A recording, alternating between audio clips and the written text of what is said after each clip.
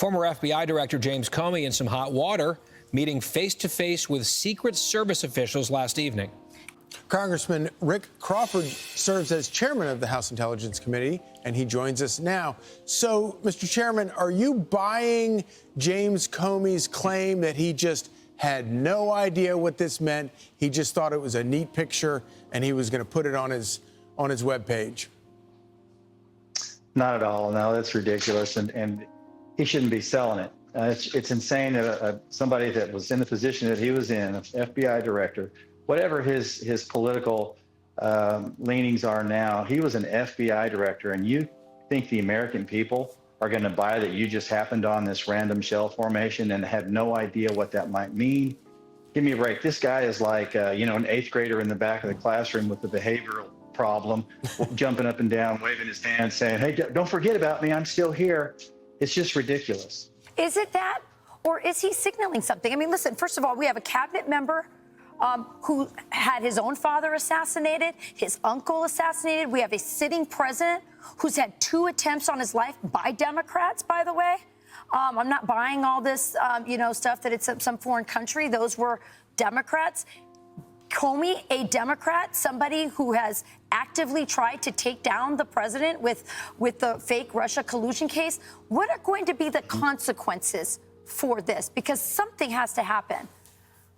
Sure. So the first thing we know is that obviously there was a referral made to the Secret Service. That's appropriate anytime there's a threat against the president, and they're taking the appropriate action. Keep in mind that the Secret Service comes under the jurisdiction of DHS, which is Secretary Noam's lane, but there may also be criminal proceedings under FBI Director and Pam Bondi. So there needs to be a whole federal law enforcement approach to this.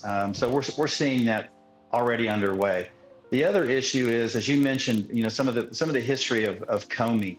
Russiagate was one of those. But think back to 2017 in June of that year when there was an assassination attempt against Steve Scalise and many others on a baseball field of Republicans. After 8 years, we just got that report from the FBI, that investigation, and he was a part of that. Even though it was the Comey culture, it was McCabe that engaged in the cover-up primarily. But he was responsible for, establishing that culture. And so Comey has his fingerprints on an awful lot of bad things. And keep in mind that what prompted this shooter in the case of the 2017 shooting at the Republican baseball practice was political rhetoric. It was this inciting to violence that he had been listening to Bernie Sanders. And so a guy like Comey, when you've already seen 2 assassination attempts against President Trump, and he comes out and this innocuous, oh, look what I just happened on here on the beach on my morning stroll on the beach.